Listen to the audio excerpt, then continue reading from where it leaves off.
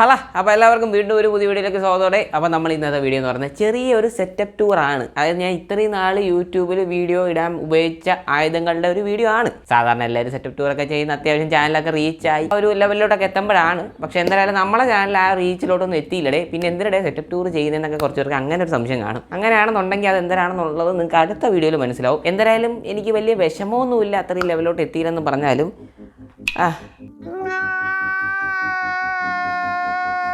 അപ്പോൾ ഒരു ചെറിയൊരു സിനിമാറ്റിക് ബീറോളോടൊക്കെ പോയി കണ്ടിട്ട് പാടേ. കാര്യം ലൈറ്റൊക്കെ ഇട്ട് അലങ്കരിച്ചൊക്കെ വെച്ചിട്ടുണ്ട്. അപ്പോൾ ഇതൊക്കെ കാണാൻ ഒരു രസമല്ലടേ. അപ്പം നേരെ നിങ്ങൾ ആ ഒരു ബീറോളോട്ട് പോയിട്ട് വാ.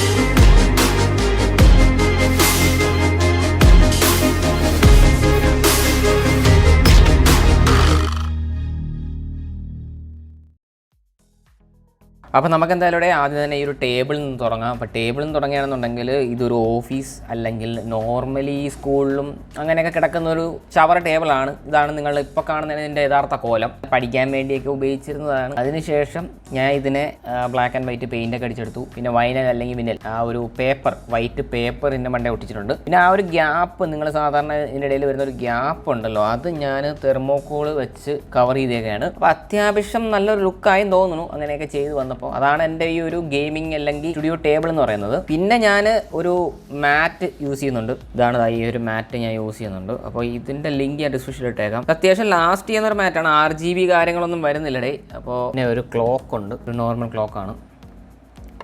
അത് അത്യാവശ്യം ലൈറ്റ് കത്തും ഇങ്ങനെ നിൽക്കുമ്പോൾ. പിന്നെ നമുക്ക് നമ്മളുടെ PC യിലോട്ട് പോകാം. PC യിലോട്ട് പോകുകയാണെന്നുണ്ടെങ്കിൽ ഞാൻ PC ബിൽഡ് വീഡിയോ ചെയ്തിട്ടുണ്ടായിരുന്നു. എന്നാലും കാണാത്തവർക്ക് വേണ്ടി ഞാൻ സ്പെക്ക് പറയാം. Intel i5 10th Gen, അതുപോലെ തന്നെ 1000F ആണ് യൂസ് ചെയ്തിരിക്കുന്നത്. കൂളർമാസ്റ്ററിൻ്റെ ഒരു എയർ കൂളർ വെച്ചിട്ടുണ്ട്. കോർസെയറിൻ്റെ 16GB single sticker Ram, AMD RGB fan, നമ്മളുടെ NVIDIA GTX 1650 4GB, തെർമൽടേക്കിൻ്റെ ഒരു വൈറ്റ് ക്യാബിനറ്റ്, ഇതൊക്കെയാണ് ഈ ഒരു PC യിൽ വരുന്നത്. പിന്നെ കീബോർഡ് മൗസ് നോക്കുകയാണെന്നുണ്ടെങ്കിൽ കോസ്മിക് ബൈറ്റിൻ്റെ ഒരു കീബോർഡാണ്. Semi mechanical കീബോർഡാണ്.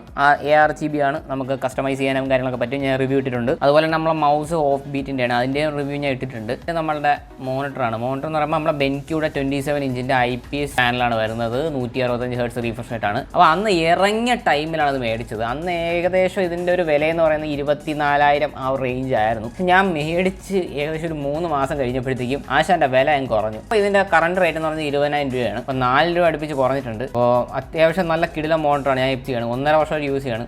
SRGB റേറ്റും കാര്യങ്ങളൊക്കെ കിട്ടുന്നുണ്ട്. ഈ മോണിറ്റർ റിവ്യൂ ഞാൻ ഇട്ടിട്ടുണ്ട്. പിന്നെ രണ്ടാമത്തെ മോണിറ്റർ എന്ന് പറയുന്നത് ഒരു Acerൻ്റെ, ഞാൻ ആദ്യം യൂസ് ചെയ്തിരുന്നത് ഈ ഒരു ബെൻക്യൂടെ മോണിറ്റർ മേടിക്കുന്നതിന് മുമ്പ് ഉപയോഗിച്ചിരുന്ന ഒരു മോണിറ്ററാണ്. അപ്പോൾ ഈ ഒരു മോണിറ്റർ ഞാനിപ്പോൾ വെർട്ടിക്കലാക്കി വെച്ചേക്കാണ്. കാര്യം ഞാനൊരു സ്റ്റാൻഡ് ഉണ്ടാക്കിയതാണ്. MDF ഷീറ്റിൻ്റെ കുറച്ച് പീസും കാര്യങ്ങളൊക്കെ അവിടെ വീട്ടിൽ കിടന്നത് വെച്ചിട്ട് ഞാനൊരു സ്റ്റാൻഡ് ഉണ്ടാക്കിയതാണ്. അങ്ങനെ വെച്ചിട്ട് ഞാൻ വെർട്ടിക്കലാക്കി. ഇപ്പം കാണാൻ പറ്റും. ഇപ്പോൾ ഫുൾ സ്ക്രൂ ചെയ്ത് വെച്ചേക്കാണ്. അത് അത്യാവശ്യം സേഫാണ്, വലിയ ഇഷ്യൂ ഒന്നുമില്ല. ഞാനത് ഒരുപാട് നോക്കിയതാണ്. പിന്നെ അതിനെ പെയിൻറ്റ് ചെയ്തെടുത്തതാണ്. അപ്പോൾ വെർട്ടിക്കലായിട്ട് യൂസ് ചെയ്യാനും നല്ലൊരു മോട്ടറാണ്. ഞാൻ ഇടയ്ക്കൊക്കെ സ്ട്രീം ചെയ്തിട്ടുണ്ടായിരുന്നു. അപ്പോൾ സ്ട്രീം ചെയ്യുന്ന സമയത്ത് കമൻസ് റീഡ് ചെയ്യാൻ അല്ലെങ്കിൽ വേറെ എന്തെങ്കിലും കാര്യങ്ങൾക്ക് വേണ്ടിയിട്ട് ഈ ഒരു മോട്ടർ ഞാൻ യൂസ് ചെയ്തിട്ടുണ്ടായിരുന്നു. അത്യാവശ്യം നല്ല യൂസബിൾ ആയിരുന്നു. കാര്യം പഴയൊരു മോട്ടർ നമുക്ക് വേണ്ട എന്ന് വെക്കേണ്ട കാര്യമില്ല. അല്ലെങ്കിൽ തന്നെ നമ്മൾ ആം മേടിക്കുകയാണെന്നുണ്ടെങ്കിൽ, മോട്ടർ ആം മേടിക്കുകയാണെന്നുണ്ടെങ്കിൽ എങ്ങനെ പോലും ഒരു 2000 അല്ലെങ്കിൽ 1900 ആ റേഞ്ച് വരും. അപ്പോൾ അതിനേക്കാളും ഭേദം എനിക്ക് തോന്നി ഇതാണ് എന്ന് തോന്നിയുകൊണ്ട് ഞാൻ ഇങ്ങനെ ചെയ്തതാണ്. നമ്മളുടെ ടേബിളിൽ പുറത്തിരിക്കുന്നത് മറ്റൊരു RGB ഗെയിമിംഗ് ഹെഡ്സെറ്റാണ്. 7.1 സറൗണ്ട് വരുന്നതാണ്. കോസ്മിക് വൈറ്റിൻ്റെ തന്നെയാണ്.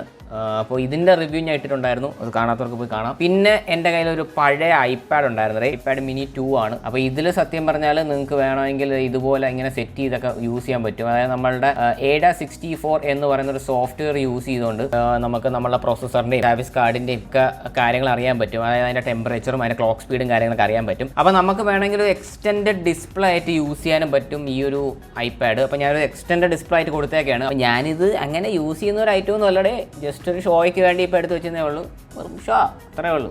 അല്ലാതെ ഞാൻ യൂസ് ചെയ്യുന്ന കാര്യമൊന്നുമില്ല. നിങ്ങൾക്ക് ഇങ്ങനെ വേണമെങ്കിലും യൂസ് ചെയ്യാം. നിങ്ങളുടെ പഴയ ഐപാഡോ അങ്ങനെ എന്തെങ്കിലും ടാബോ അങ്ങനെയൊക്കെ എന്തെങ്കിലും ഉണ്ടെങ്കിൽ ഇങ്ങനെ യൂസ് ചെയ്യാം എന്ന് കാണിക്കാൻ വേണ്ടിയിട്ട് ഞാൻ ജസ്റ്റ് വെച്ചേക്കുന്നേ ഉള്ളൂ. പിന്നെ അവസാനമായിട്ട് നമ്മളുടെ തലൈവ, അതായത് ആശാനിലാണ് ഞാൻ യൂട്യൂബ് ചാനൽ തുടങ്ങിയത്, നമ്മളുടെ ഡെല്ലിൻ്റെ ഈ ഒരു ലാപ്ടോപ്പ്. അപ്പോൾ ഈ ഒരു ലാപ്ടോപ്പിലാണ് സത്യം പറഞ്ഞാൽ ഞാൻ സ്റ്റാർട്ട് ചെയ്തത് യൂട്യൂബിൽ. ഇത് ഏകദേശം ഇപ്പോൾ ഒരു 12 കൊല്ലം പഴക്കമുണ്ട്. 2010 ലാപ്ടോപ്പാണ്. i3 ഫസ്റ്റ് ജെൻ ആണ്. റാം 4 GB ആണ്. ഗ്രാഫിക്സ് കാർഡൊന്നും വരുന്നില്ല. വളരെ വളരെ പാടുവിട്ടായിരുന്നു ഇതിനകത്ത് തുടക്കത്തിലൊക്കെ എഡിറ്റ് ചെയ്തുകൊണ്ടിരുന്നത്. ചത്തിരിക്കും കുറേ നേരമൊക്കെ, ചിലപ്പോൾ ഒന്ന് എന്ത് ചെയ്താലും ഇങ്ങനെ ചത്തിരിക്കും, എന്ത് ചെയ്താലും ഒരു അനക്കൊന്നും കാണത്തില്ല. പിന്നെ ചിലപ്പോൾ റീസ്റ്റാർട്ട് ചെയ്യേണ്ടിയൊക്കെ വരും. എന്തായാലും ഒരുവിധമൊക്കെ ഒപ്പിച്ചിട്ട് ഞാൻ പിന്നീടാണ് ഈ ഒരു PC എടുത്തത്. കുറേയൊക്കെ വീഡിയോസിനകത്തിട്ടുണ്ടായിരുന്നു. അതിൽ കുറേ വീഡിയോസൊക്കെ ഞാൻ മുക്കിയിട്ടുണ്ട്. പിന്നെ ഇതാണ് നമ്മളുടെ ഗെയിമിംഗ് RPM യൂറോ ഗെയിംസിൻ്റെ ഗെയിമിംഗ് ഇയർഫോൺസ്. ഇതിൻ്റെ റിവ്യൂ ഞാൻ ചെയ്തിട്ടുണ്ടായിരുന്നു. അപ്പോൾ ഇതാണ് ഞാൻ കറൻ്റ്ലി എപ്പോഴും യൂസ് ചെയ്യുന്ന ഒരു ഇയർഫോൺ. എനിക്ക് വളരെയധികം ഇഷ്ടപ്പെട്ട ഒരു ഇയർഫോണാണ്. വളരെ നല്ലൊരു ക്വാളിറ്റിയാണ് ഇതിൻ്റെ സൗണ്ട് കാര്യങ്ങളും, മൈക്കും വരുന്നുണ്ട്. അപ്പോൾ ഞാൻ വീഡിയോ ഷൂട്ട് ചെയ്യുന്നത് വേണ്ട ഈ ഒരു ഹോളിൽ ഇരുന്നിട്ടാണ്. അപ്പോൾ മുകളിലത്തെ നിലയിലുള്ളൊരു ഹോളാണത് നിങ്ങൾ കണ്ടുകൊണ്ടിരിക്കുന്നത്. അത്യാവശ്യം വലിയൊരു ഹോളാണടേ. അപ്പോൾ ഇവിടെ ഇരുന്നാണ് ഞാൻ സത്യം പറഞ്ഞ വീഡിയോസും കാര്യങ്ങളൊക്കെ ഷൂട്ട് ചെയ്യുന്നത്. പിന്നെ എൻ്റെ രാജകീയമായ കസേര നിങ്ങളാരും ഇതുവരെ കണ്ടിട്ടില്ലല്ലോ. അപ്പോൾ ഇതാണ് എൻ്റെ രാജകീയമായ കസേര. അപ്പോൾ ഇതിനകത്തിരുന്നാണ് വീഡിയോസൊക്കെ ഷൂട്ട് ചെയ്യുന്നത്. അത്യാവശ്യം നല്ല പ്രായമുള്ള കസേരയാണ്. കസേര മാത്രം ഞാൻ അപ്ഗ്രേഡ് ചെയ്തില്ല, കാര്യം അതിൻ്റെ ആവശ്യമെന്ന് തോന്നിയില്ല. ഇപ്പം എന്തായാലും അതിൻ്റെ ആവശ്യമില്ലായിരുന്നു എന്ന് തന്നെയാണ് എനിക്കിപ്പോൾ തോന്നുന്നത്. അതായത് നല്ല കാര്യമായി. ഞാൻ ഗെയിമിങ്ങിന് യൂസ് ചെയ്യുന്ന ഈ ഒരു മൈക്കാണ്. ഇതാണ് ആശാൻ ഗെയിമിങ്ങിന് ഞാൻ ഈ ഒരു മാവോയുടെ മൈക്കാണ്. സത്യം പറഞ്ഞാൽ ഇതിൻ്റെയൊക്കെ റിവ്യൂ ഞാൻ ഒരുവിധപ്പെട്ട എല്ലാ ഐറ്റംസിൻ്റെയും 95% ഐറ്റംസിൻ്റെ റിവ്യൂ ഞാൻ ഇട്ടിട്ടുണ്ട്. അപ്പോൾ ഈ ഒരു മാവോയുടെ മൈക്കാണ് ഞാൻ ഗെയിമിംഗ് ടൈമിൽ, അതായത് ഗെയിമിംഗ് GPU ബെഞ്ച് മാർക്ക് അങ്ങനെയുള്ള കാര്യങ്ങളൊക്കെ ചെയ്യാൻ നേരത്ത് ഈ ഒരു മൈക്ക് യൂസ് ചെയ്യാറുണ്ട്. അല്ലാത്ത ടൈമിലൊന്നും വീഡിയോസ് ചെയ്യാൻ നേരത്ത് ഞാൻ നോർമൽ മാവോണയുടെ ഒരു മൈക്കാണ് യൂസ് ചെയ്യുന്നത്. പറയാൻ പറ്റൊരു കാര്യം, ഞാൻ ഒരു USB ഹബ്ബ് ഈ ഒരു ടേബിളിൻ്റെ അടിയിൽ വെച്ച് പിടിപ്പിച്ചിട്ടുണ്ട്. ഇതാണ് ഒരു ഹബ്ബ്.